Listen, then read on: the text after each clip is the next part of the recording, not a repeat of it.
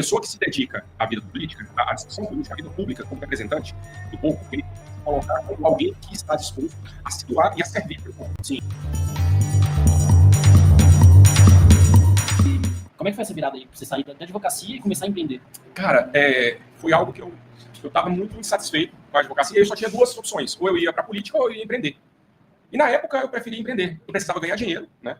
Fazer patrimônio, para quando eu decidisse me disponibilizar para a política, eu não precisasse da política para me sobreviver. Eu acho que qualquer pessoa que tenha interesse em participar hoje da discussão política nacional, o mínimo que ele precisa é ter condições para sobreviver, para evitar cair em tentação e principalmente para conseguir dizer não com tranquilidade, sem atrapalhar a sua vida, a vida da sua família.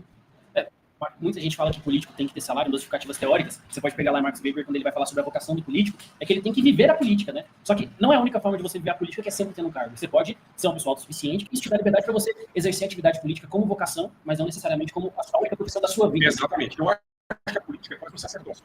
A pessoa que se dedica à vida política, à discussão política, à vida pública como representante do povo, ele colocar como alguém que está disposto a se doar e a servir para o povo. Sim, claro. E não fazer disso uma profissão ou uma fonte de renda. Não que não seja errado isso, não, pelo contrário. Mas o que acontece? O político ele tem que ter a convicção de que o interesse público tem que estar depois do interesse particular dele. Antes do interesse particular dele. O interesse particular dele tem que estar muito depois do interesse público. Sim. Existem dois tipos de político, né? A política, da forma como a gente faz, aí sim poderia ser como sacerdócio. Agora, existem pessoas que estão a todo custo mantendo na política como uma forma de tirar mais. Aí não é sacerdócio, aí é uma forma, é como se fosse uma empresa. Exatamente. O cara rouba para reinvestir na política, não rouba mais. Agora, quando você... Eu não investe mais. Goiás, o Centrão vive dessa forma. Exato. E aí, quando a gente está nesse contexto, a regra é você ser o tipo de político que vai se servir da estrutura do aparato estatal, né? Colocando os interesses particulares à frente dos interesses públicos, e você se compromete a fazer política de forma correta, fazer a política como ela deveria ser feita, eu acho que é o pior dos dois mundos. Porque você está no sacerdócio, você está se doando, e todo mundo pensa, depois que eu me candidatei, cara, minha vida não é a mesma, porque em todo canto que eu vou, todo mundo pensa em política.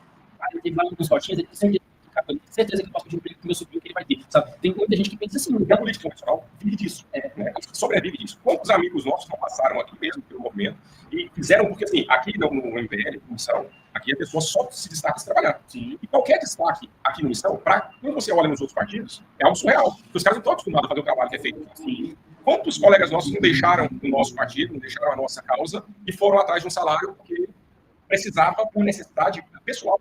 Ou não tinha à disposição para fazer da forma correta. Exatamente. Porque, inclusive, eu acho que eu conversei com você na época em que eu estava tomando a decisão de empenhar na atividade política como porta-voz. E um dos grandes motivos, e você viu muito bem, você teve a mesma experiência que eu, em 2018 o MBL elegeu estava igual.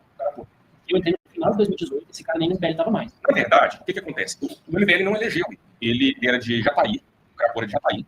O Carapô, ele fez um trabalho de base, na época, fora Dilma, ele subiu no caminhão do MBL.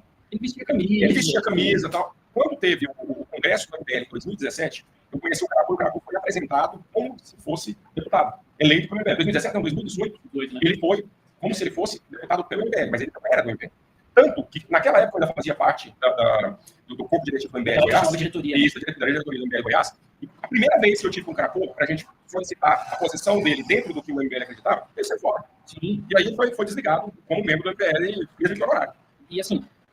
Nós nunca tivemos, Valeu. Ainda não tivemos, né? Mas mesmo os caras que não ganharam, em 2020 nós tivemos 2 candidatos aqui em Goiás. Os 2 trocaram o apoio que a gente ofereceu para eles pro cargo. O primeiro já trocou durante a campanha para o fundo eleitoral e o segundo trocou pro cargo posteriormente.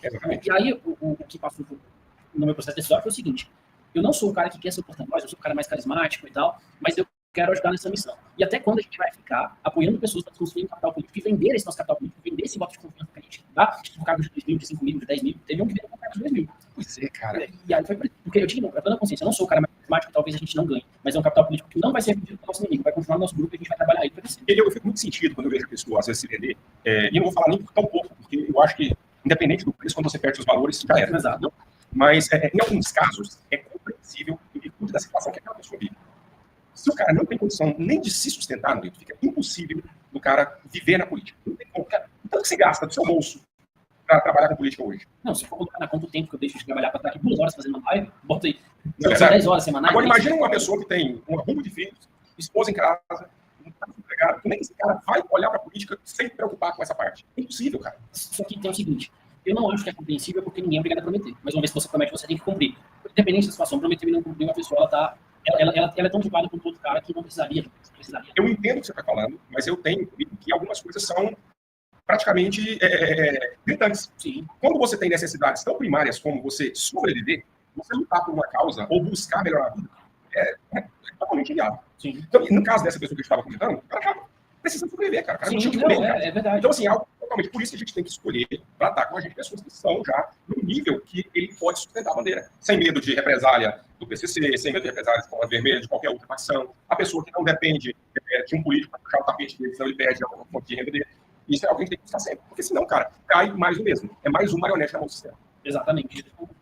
A pessoa, ela está preparada para a jornada, passa muito por isso. Ela tem uma não é nenhum plano B, ela não terá dependência do eventual salário que a política possa oferecer, né? Mas tem muita coisa encaminhando positivamente, graças a Deus, a gente vem conseguindo superar aqueles entraves assim que na época pareciam gigantes, e a gente olha, nossa, mas era tão pequeno, era tão besta isso. É engraçado, a gente já passou por muitas turbulências aqui dentro do movimento, né? Tivemos o Derrete MBL em 2019, março de 2019, e todas as vezes que acontece o estudo de uma bomba dessa, o Derrete MBL, o Áudio dos Arcos, eu sempre estou viajando. E aí o celular pipoca, né? Olha, tá acontecendo isso, tá acontecendo aquilo. Esse momento que se apoia. Esse momento que se apoia. Então, assim, é tenso isso. Mas o que eu mais gosto do movimento Brasil Livre é a coerência e a dedicação com aquilo que a gente prega. Sim. Né? Então, assim, desde os líderes até quem está aqui atrás das câmeras, a gente sabe que o pessoal está aqui por vocação mesmo. Para acreditar nesse ideal de mudança nacional, mudança do Brasil.